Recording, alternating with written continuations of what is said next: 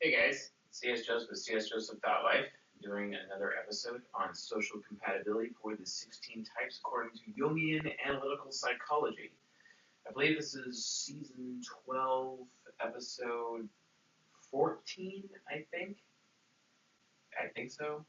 Who knows? We'll find out when it's actually posted because that information is accurate. And what I say in the lecture may not necessarily be accurate.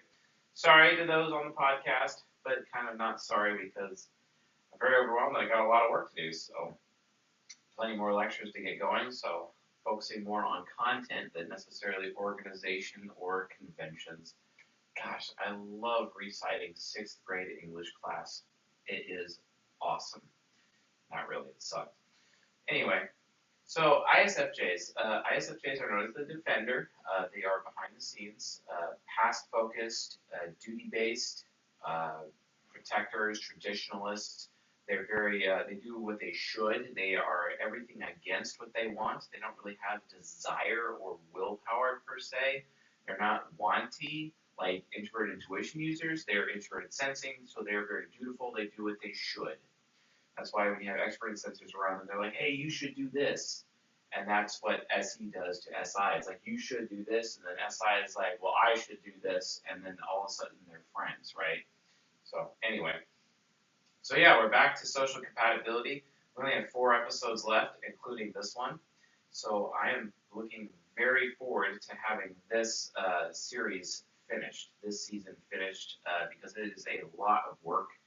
And I would like to get more on track with some of the funner subjects, but it's important that we get a foundation down for all the types just so that we kind of understand how the cognitive functions mesh together. Remember, this is a lecture on social compatibility, and social compatibility is a lot different than what most people are used to. A lot of people are used to the compatibility as claimed by socionics, which I completely disagree with it. Duality, they claim duality is which would basically be the ego dating the subconscious, is the best for romantic relationships. I'm 100% against that. I think that is a very bad idea to pair polar opposites together like that. I prefer the complementary approach to compatibility, and through testing in the field and with people that I've coached, we've come to realize that that is actually like how it really is, being complementary.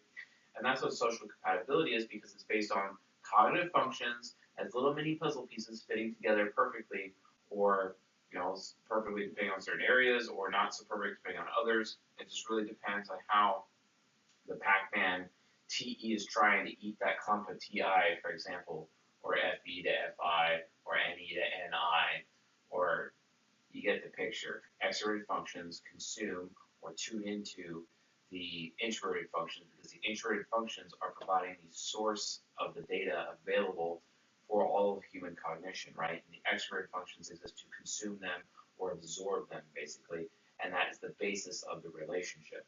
Primary and secondary, yin versus the yang, basically, where the yang would be the rigid or the inflexible, and the yin would be the flexible, the pliable, etc. So just be aware of that. That within our minds we have that constant struggle of the positive and negative energy, the primary and secondary energy, the yin and the yang, with every single dimension of cognition. It's like this huge cube, except this cube is actually a yin and yang, a multi-dimensional yin and yang Rubik's Cube thing. Really complicated, but it's really awesome just to see how deep our cognition goes. There's even more dimensions and more levels that we have yet to discover, and we are, continuing to discover new feats. And one of these things is social compatibility. So, but before I get to it, I want to talk about the disclaimer that I always give at the beginning of these lectures, and that is cognitive redundancy. Cognitive redundancy is basically evolution's ability to keep human beings in relationship and actually able to have relationships or friendships together or be together in some capacity if for some reason your cognitive functions are actually not compatible. Just because your cognitive functions are not compatible does not mean you will not have relationships with people. This is absolutely necessary for families to form, or working relationships to form, also in shoulder-to-shoulder relationships to form.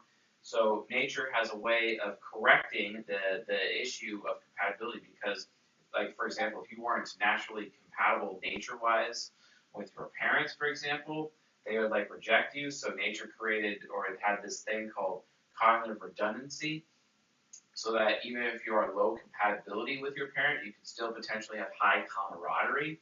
And camaraderie is not the same as compatibility. Camaraderie is not really based on cognitive functions. It's like two positives or two negatives instead of a positive and a negative, right? It's different. It's a shoulder-to-shoulder relationship. And camaraderie could be like multiple STPs, multiple NFJs, multiple SFJs, multiple ISJs, for example, coming together, or people with the same interaction style, the same temperament, coming together, uniting for a common goal or purpose of mutual gain, right? Camaraderie can accomplish that same goal, mutual gain, in the same way compatibility can. So anyway, what is social compatibility? Social compatibility is cognitive functions coming together like puzzle pieces, finding the sources, consuming the sources, and having a relationship, a yin-yang relationship together for the sake of a friendship. Social compatibility is face-to-face relationships multiplied by shoulder-to-shoulder relationships brought together over a weighted average, and we have social compatibility, which represents friendship. This is not necessarily representational of romantic relationships. However, be that as it may, the top two highest romantic relationships available to the types in terms of social compatibility happens to be the same as social compatibility. So just be aware of that caveat. But we'll actually dive into romantic relationships and romantic compatibility in the future. We have similar algorithms for romantic compatibility, also known as intimate compatibility, sexual compatibility, while simultaneously we also have algorithms for working compatibility as well, professional compatibility, etc. So we'll definitely dive into those at a later date, but let's just get through social compatibility because we're almost done with this lecture series. So anyway, with that, those listening to us on the podcast, I will start naming off the compatible types in order, and that way that they're not left out, because obviously I'm using a whiteboard here, so let's just make sure that they are able to hear everything. So starting from top to the bottom, ISFJs prefer SPs, then NJs, then SJs, then NPs for their compatibility. Drilling down a little bit, we have SFPs at the top, NTJs second, STPs third, NFJs fourth, NFPs fifth, STJs sixth, NTPs seventh, SFJs eighth. And now all 16 types in order of functional compatibility, social compatibility for friendships with the ISFJ, and it is as follows. ESFP first, ISFP second, ENTJ third, then INTJ, ESTP, ISTP, ENFJ, INFJ, ENFP, INFP, ESTJ, ISTJ, ENTP, INTP, ESFJ, and also ISFJs themselves, because who really wants to be friends with the clone of themselves? Yeah, that's not going to work. I don't recommend it. So, anyway, doing that backwards. Because these are introverted videos, we're starting with the lowest compatibility and working our way up to the highest compatibility according to social compatibility. So let's do it that way. So, two ISFJs. What does this relationship look like? These two ISFJs are friends, and it's like, wow, why would you do that to yourself? This is called an identity relationship according to socionics, and not exactly something I recommend. Actually, I don't recommend it. In fact, I would recommend you run for the hills. I mean, with a torch and a pitchfork. Seriously, go away. This is not recommended, because these two people start competing with each other, oh, I have more faith than you do, or I'm more godly than you are, or and then they'll potentially be calling each other sinners, or insert whatever belief system they subscribe to and whatnot, or they'll accuse each other of not having the proper sense of justice, and they'll constantly be trying to get revenge on each other, pulling out their daggers and backstabbing each other in the back potentially, because they see the other person as a source of walking injustice, because the one ISFJ believes their justice is more just than the other ISFJ. It just becomes a competition of justice, right? And it's like, holy smokes. And then all of a sudden the buildings start crashing down, forests are lit on fire, and everything is laid waste by their ESFP shadows, because it's like, holy crap. Can you guys just agree that, this thing may not be as just as you think it is? no, we can't agree on anything. Their justice is worse than mine. So anyway, not something I recommend. And it's obvious why, because you have this ISFJ worried that this other ISFJ is not going to be loyal to them, for example, or worried that they're going to give this person a bad experience, or worried that this person has no sense of fashion, which is really odd, because ISFJs actually can be really fashionable once their introverted sensing hero has been trained on how to be fashionable. Of course, they're also able to remember all the times in their life that they haven't been fashionable, and then they just naturally train themselves to do the opposite, right? And that's kind of how ISFJs manifest being fashionable. So, but in this case, it's all about, competition. Or this ISFJ here is like, why are you always feeling so worthless all the time? Why don't you feel good about yourself? Well, how about you? Why don't you tell me why you don't feel good about yourself? Why are you never aware of what I'm thinking? Why are you never aware of what I'm thinking? Why can I never motivate you to do anything? Because it's what I do what I should, and shouldn't you be motivated to do anything? This doesn't work. The reason is because your ego, whatever it is, you often judge people by your own standard, the standard of your subconscious, right? The standard of your shadow, right? The standard of your superego, right? Or the or the standard of their immediately highest compatible types, for example, kind of in that order. So people's judgments are actually very skewed like that. So for example, I'm in a relationship with an ENFJ right now, and oftentimes because ENFJs are built to be with NFPs, she'll start judging me and treating me as if I'm an NFP. And it's like her mind is pre-programmed to interact with an NFP, and she's looking for moral behavior in me, but I don't have moral behavior because I have FI trickster, and instead I have ethical behavior. But she's trying to be the ethical one in the relationship, right? Because she has FE hero. So it ends up creating potential conflict, right? Just because she's subconsciously expecting that I am an NFP who she would be somewhat built for in a relationship, in an intimate or romantic relationship, right? This is an interesting, you gotta pay attention to that concept really quick, because people judge others, right? They judge others by their own standard, which is 100% against everything I talk about on this channel.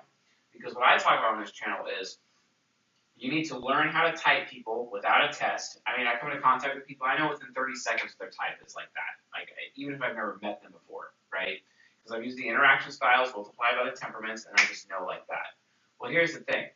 You have to get to the point where you can type other people and then judge them by their type, by who they are supposed to be, not by your type or what you're used to or what your type prefers to be with. You can't do that to people. That's ignorant of you, and that's also really wrong. Don't do that to people. It's disrespectful, and it's wrong, and it's just going to contribute to the horrors of this world and increase fatherlessness. Why would you do that? Relationships and families break apart just because of that. Wars have started on this planet just because of personality differences, because people are judging others by their own standard. How many foolish kings have sat on thrones on this planet and have done that? Tons. I'd probably wager all of them. Let's be honest. So be aware of this phenomenon. So with ISFJ, ESFJ, it's very similar. The ESFJ is trying so hard to make the ISFJ feel good about themselves, but the ISFJ is so critical about how good they're themselves, so the ESFJ never feels satisfied, never is satisfied. And because of that, they start worrying that they're a bad person because they can't make the ISFJ feel good, and it just turns into a mess, and the relationship just starts breaking. Why would anyone subject themselves to this? Or this ISFJ is always afraid of what the ESFJ wants, but the ESFJ does never know what they want, so that just makes the ISFJ even more scared, and then the fear just slowly breaks up this relationship between the SFJs if they're like trying to be friends. It's often also interesting that in this relationship, these two types, like especially if they're like women and they're like they would naturally compete for the same man, it would just destroy their relationship entirely, and it would be as if they were never friends before. They got super high camaraderie, but the incompatibility, because they're both SFJs trying to prove to the other person, hey, I'm the better SFJ than you, when there's like potentially a mutual goal in front of them, right?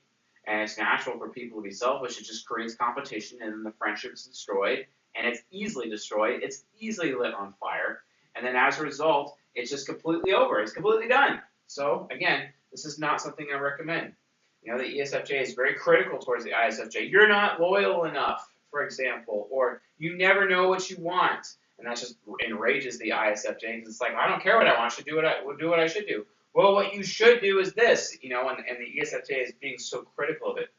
This relationship is my mother and her mother. And it is so interesting. My mother, to get back at my grandmother, for example, will start doing the dishes just to get back at her because it's taking away the ESFJ's opportunity to contribute to the household, which then makes her depressed and makes her sad. And then, you know, my mother's like, well, justice is served because, you know, ISFJ, I'll focus on justice, for example. You know, this can be a serious problem. I don't recommend this friendship. I just don't. And it's got super high camaraderie and they're pretty good for shoulder-to-shoulder relationships. But anything face-to-face or friendship-y, I don't recommend it. I would avoid that. No. If you're an ISFJ, I don't think so. So over here we have ISFJ and INTP. Very interesting relationship. The functions even have to travel a longer distance. Now, of course, obviously, I'm always telling shortest distance between 2 points is a straight line. What is the cognitive functions? You have TI hero being consumed by a TE trickster. Obviously, the distance is a little bit shorter with these types down here, but because these types are so similar, it actually creates even more conflict than these types would, even though these types are technically like the polar opposite of an SFJ because they're NTPs. These can actually cause even more strife and confusion and problems than these can. So, shortest distance between 2 points in a straight line. Notice how these functions are constantly competing with each other. It's like they're trying to tune into these different channels on the radio, and there's a lot of interference. They're not able to get where they're going. Traffic jams all over the place. It's just an absolute mess. And the ISFJ interacting with the INTP, it's like, well, you never know what you want. You're like the lazy. They'll accuse the INTP of being the laziest person in the world, for one. They'll tell the INTP that they are a bad person, that they are uncaring. That's usually the number one criticism of FE parent to the INTP. You are not caring enough. You are not a good person. You are the most soulless, immoral husk of a human being I have ever met. It is a usual criticism of ISFJs towards INTPs, right? So why would they want to be friends? You see what I'm saying? There's not really much social compatibility going on there. Don't recommend it, you know? It gets even more complicated, like the ISFJ is worried that the INTP is going to end up cheating on them, for example, because you're not loyal enough to me, or I'm afraid that you're going to be, you know, you're going to abandon me for other people, no longer be my friend. It's just like this very, you know, passive-aggressive, semi-abusive relationship. It's not something I would recommend at all. Please don't do it, you know. ISFJ and ENTP. This is an interesting relationship. This is my relationship with my mother, for example, right? And, you know, she worries that I am lacking in faith, you know, especially from a church standpoint. She worries that, you know, I'm not churchy enough, or I'm not religious enough, or I'm not, you know, exercising the belief system that I grew up with in the proper way. I'm not putting enough God in my lectures or anything that I do with my time, for example. And that SE nemesis is constantly hitting my S-line fear, and of course, my S-line fear is where my insecurity is, and it has potential to create hatred and painful resentment and bitterness inside my soul as a result of that. And then at the same time, she's afraid of what I want to do. So whenever I'm in a social situation, she's afraid that I'm going to say the wrong thing at all times, and that's a mess too, right? You know, or you know, she's got TI child constantly trying to explain things to me that I already know because I have TI parent, but you know, her TE trickster is completely unaware of what I know already, right? You know, in the same way that a TE trickster for ISFJ is completely unaware of what TI hero of the INTP is saying. And the INTP being logical to the ISFJ is met with, oh, you're just an uncaring person, you know? Because the ISFJ is like, well, you should be willing to soften the blow when you're telling the truth to people, whereas the ENTP is like, yeah, no, I'm not going to do that. People need to, like, burn, you know, because through burning, you know, being burned by truth only, you know, causes growth and cleansing. You know, maybe we should do that. But the ISFJ has FE parent's like, well, that's not socially acceptable. You can't do that, Mr. ENTP. You can't do that at all, right? And it's just like, come on, actually, I can, you know. And, you know, of course, my NE hero is trying to figure out, you know, trying to motivate the ISFJ to do the right thing, you know, what do you want to do, why do you not want to do that, and of course that just pisses off the NI demon even more, you know, and that's really good. That's just not going to work. You know, and of course my expert feeling child is trying to make the ISFJ feel better, but that's really hard because FI Critic walks around believing that it's a bad person to begin with anyway. And because of that, it's very critical towards their own self-worth. They never feel good enough, and they're choosing to never feel good enough, so that makes my FE child guilty and sad that I can't make the ISFJ feel any better. So it's like, okay, well, why bother? And then the ENTP ends up getting why bother syndrome, because that's what NTPs do. They get why bother syndrome, and then they just withdraw and they just give up, because it's like, I put in all this effort, but I'm getting nothing for it. This is a curse, not a blessing, because a blessing is when you put something into something and you get more back, you know, from your return. A curse is when you put something into something and you get less back. That's how that works, right? And this is a cursed relationship. I do not recommend it. Really good camaraderie, no compatibility whatsoever. I don't recommend it at all. Look at all this traffic jam the cognitive function is trying to interface here. It's just absolute chaos. Do not do this. I do not recommend this relationship at all. So, now let's talk about the top 4 most compatible relationships for the ISFJ. Remember, when we're doing these lectures, we're doing the bottom 4 least compatibility, and then the top 4 highest compatibility. And remember, the top 4 compatibility on the spectrum of the 16 types here in order of social compatibility represents the deep, meaningful friendships, for example, and the bottom 4 represent the more shallow, at a distance, from a distance, shoulder-length relationship, acquaintancy type of friendship would be, you know, more on the bottom end, and then obviously the middle is kind of neutral. So again, for the sake of this lecture, because I could be like talking for a long time, going through every single one of them, which I'm not going to do. We'll just do the top 4 here, and we'll actually start with the highest. Just to give it a good explanation. ISFJs and ESFPs. ESFPs are awesome. ESFPs are known as the entertainer, and they live in the moment, and they're constantly committed to giving a good experience to the ISFJ at all times. That's what they're there for. They're there to give everyone a great experience. And the ISFJs, oh, thank God you're giving a great experience. So no contest, right? And then the ESFP is a very moral individual. They're very moral-minded. They're all about their beliefs. Their beliefs are everything to them. How they feel about the truth, it means more to them instead of what the truth actually is, right? So then the ISFJ gets to tell the ESFP the truth, and the ESFP listens with TE child. So TE child loves to hear the TI child truth, so there's no conflict there. And the FE parent loves the FI parent morality, so there's no conflict there. So they're already jiving straight up, no issue. The ESFP is kind of insecure with what they want, and the ISFJ is afraid of what the ESFP wants, so then is able to provide, you know, options to the ESFP, so the ESFP doesn't make decisions that causes the ISFJ to feel insecure or scared, right? And that's like crazy, but no, it's not. That's how they work normally. And then the ESFP no longer feels afraid because, oh, awesome, you just give me all these amazing options, and now I can actually execute my life instead of going to college and go to 7 different schools because I've changed my major 5 times and I have no idea what I'm doing, right? And then I feel bad because I'm just aimless going through life. But thank God for those ISFJs showing up for those ESFPs, because ESFPs are no longer aimless. And they can actually start developing their subconscious and become this amazing intellectual strategist, these ESFPs, believe it or not. All because of the ISFJ's ENTP subconscious influence, right? ISFJs are the best thing that's ever happened to ESFPs, and vice versa, because how moral the ESFP behaves causes the ISFJ to stop alienating people with their super uber high moral standard with their FI Critic. Wow! I mean, because let's be honest, when the ISFJ is trying to like tell them their belief system and show their belief system to the ESFP is going to be like, okay, yeah, sure, I'll adopt it. We have to do it in a moral way. We have to do it in a principled way. Because ESFPs are all about principles, right? Principles of FI parents, super mega important. And those principles will not be as corrupted as potentially the principles of TE Trickster and FI Critic, right? Because those have the chance of being corrupted.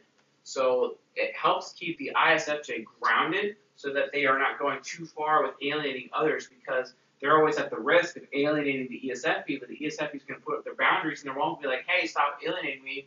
Oh, I'm sorry, I didn't even realize, and I feel guilty now because I just alienated you. I'm sorry. And then SI Hero remembers that situation.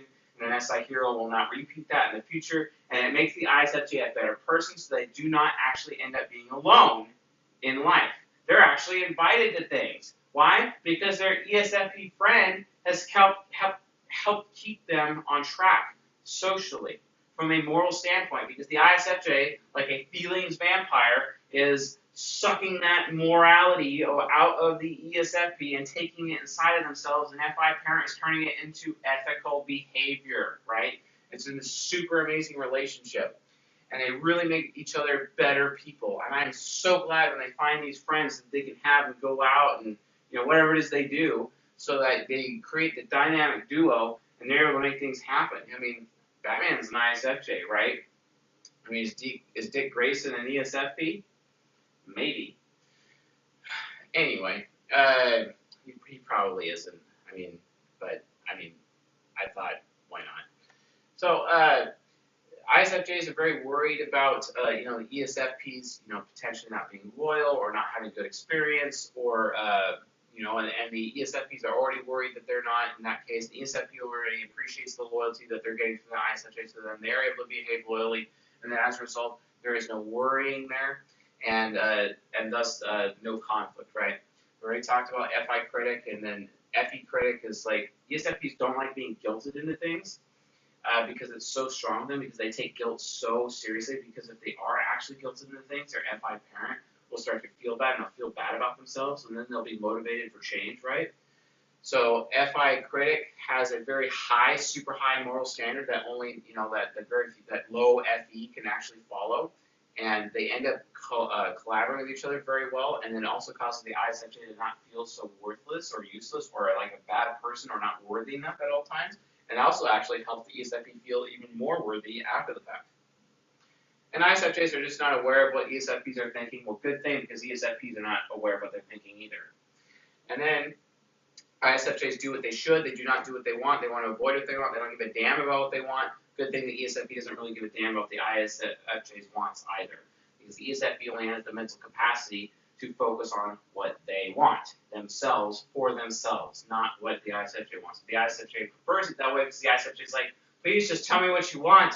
And if you don't know what you want, here's a bunch of options for you. Please pick one. Tell me, please, so I know that what you want, and then I can have a boundary with which I can live my life by, knowing that you are getting what you want, thank God, and now I know what I should do. That's literally how their relationship works. Same thing, ISFJs and ISFPs. It's literally an identical relationship to the ESFP, and what we just talked about. The difference is that there is built-in humility in these functions. Why is that? Because you have SE parent interacting with SI hero, or FE parent interacting with FI hero. FI hero is even more moral than the FI parent, and then the FI parent, and then the FE parent is like, wow, FI hero, you're just so amazing, you're so moral. Oh. But by the way, when you're like flying around saving the world, don't hurt the children, because collateral damage. And then the FI hero is like, oh yeah, you're right, FE parent, I probably shouldn't do that. I shouldn't let my principles get in the way of destroying the world. So, luckily they're able to talk to each other because they're really close. There isn't very much interference at all, very little. There's like no interference here, but remember, because there's a relationship with no interference, you got absolute highest compatibility, there is the potential for some amazing fireworks, an explosive, awesome friendship, awesome relationship, but the downs can also be just as explosive, because these two types, ISFJ, ESFP, can read each other like a book, right? ISFJ and ISFP can also read each other like a book, but they have that built-in humility. Not as high fireworks, but it seems like it sometimes. And enough that I would definitely recommend this relationship, especially in a romantic relationship. Both of these, I would recommend that. But the difference is that there is a lower chance of conflict, right? Because it isn't so much about competition, right? Because the ESFP and the ISFJ are actually super, super mega similar to each other, because they have each other as shadows in their mind. Whereas in this case, the ISFP actually contains 4 different types that are not already existing within the ISFJ side of the mind, so there's a less risk of competition, even though functionally that they are second highest compatibility. It makes for a really great relationship, and I highly recommend both of these, for that point purpose. Third highest, we have the ISFJ and the ENTJ relationship, and this one is the number one most common form of marriage for ISFJs in the United States of America that I have seen and that I have observed. For some reason, ISFJs and ENTJs get married a lot, and I mean a lot. I've seen it happen so many times. I've been to a lot of weddings in my life, and I've met a lot of married people in my life, and anytime there's an ISFJ, I can almost assume it's going to be an ENTJ, because for some reason, that's just what happens in the United States of America or first world society. But that's what they do. I think it's because the ISFJ, ENTP subconscious just is absolutely, completely in love with the ENTJ intellectual ego. It just thinks it's the best thing since sliced bread. Conversely, the ENTJ's ISFP subconscious loves the ISFJ ego because that ISFJ ego is able to consume the art that the ENTJ is able to produce. And then as a result of that parity between the subconscious and the ego, they're actually able to have an even better relationship than before. It is absolutely fantastic. So based on that, the ENTJ knows what they want, and then any inferior, although it's scared about what the ENTJ wants, the NI parent is really responsible for what it does, so it actually takes away the fear on the ISFJ. And then the ENTJ is afraid of whether or not they are a bad person, for example, but the FE parent is very responsible with that and is always reminding the ENTJ, actually, you're not a bad person, and then actually helps develop and grow the inferior functions, which grows their subconscious sides of their mind, which makes them into better people. This is an absolutely fantastic relationship because they're able to grow each other so well and get them to aspirational and get them away from their fears, and then it creates this amazing synergy where they're able to just conquer all the obstacles and the bad roots of their life and actually have a great future together and build something for mutual benefit, be it for friends or romantic relationships, whatever. I highly recommend this relationship for friendships as well, in as much as I recommend ISFJ, ESFP, ISFJ, ISFP, because this is fantastic. And they're able to get, the functions are able to get everything they need. They don't have to travel into the shadow. They can just reach within the ego. It gets really complicated when functions have to jump into the shadow in order to get what they need, but they're able to find everything they need here in the ego. It is absolutely fantastic. And of course, the child functions and the hero functions are able to team up as well, which also gives a wild ride for the child riding on the back of the hero as the hero saves the world. It is an absolute highly recommended situation, absolutely. Shadow-wise, the ENTJ worries that they're intelligent, but the ISFJ is completely unaware of that anyway, so it really doesn't really create conflict. The ENTJ doesn't really remember anything, and the ISFJ is worried that the ENTJ won't remember anything, so the SI hero ends up reminding the ENTJ anyway, so the ENTJ never has to forget anything because the ISFJ is just this walking totem that literally remembers everything for them, you know what I mean? So again, there's no issue there whatsoever. Also, the ISFJ is already critical towards their self-worth, but the ENTJ doesn't really care about other people's self-worth because they're more focused on their self-worth and not other people's, and which is fine with the ISFJ because the ISFJ is like, no, I got this, I'll handle my own self-worth, thank you very much. You know what I mean? So there's not really much of a problem there. And the ENTJ is very critical towards other people wanting things because it doesn't like people being irresponsible with it, but the ISFJ is like, well, I do what I should, I'm very duty-based because the ENTJ needs that loyalty that the ISFJ provides, that duty, the should, basically. But the ISFJ demon is like, well, I don't care what I want anyway, so again, no conflict. It's a really good relationship. And then we have the ISFJ-INTJ relationship, which is super similar to the ISFJ-ENTJ relationship, very similar. The difference is that instead of the inferiors and the parents interacting, you have the inferiors interacting with the heroes, and then you have the children interacting with the parents. Still pretty compatible, not as compatible as the previous three relationships. However, it can work provided there's extra maturity and extra communication happening so that the hero functions, these two types, are not crushing the inferior functions and causing the inferior functions to become even more afraid than they were before, and which increases even more insecurity, which leads to additional hatred and bitterness and resentment, which could break up the friendship indefinitely, and just everything is just lit on fire. Why would we want to do that, you know? So we're not going to do that. How do you do that? By communicating consistently and having maturity consistently, you can have this relationship because the hero can actually end up teaming up with the inferior because the inferior can mirror the hero at that point and like try to become a hero in its own right, and it helps develop the inferior even further. As long as they're making sure to not increase the insecurity of each other as friends or even closer, then they will actually end up developing each other's inferiors so that they're able to access their unconscious and have even more synergy than they had before, which is absolutely fantastic. And again, the functions are able to find everything they need in the top 4 functions for the ego and also in the bottom 4 functions for the shadow. They don't have to break the shadow barrier at all to get the cognition that they're looking for. Everything is available in their minds, and they're really good to go. And thus, there is no problem, Just remember, there is a risk, and that risk is, in the lack of communication and the lack of maturity.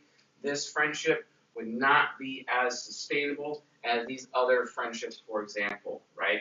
So just make sure that you're doing that. FI child always needs to feel like they're being a good person.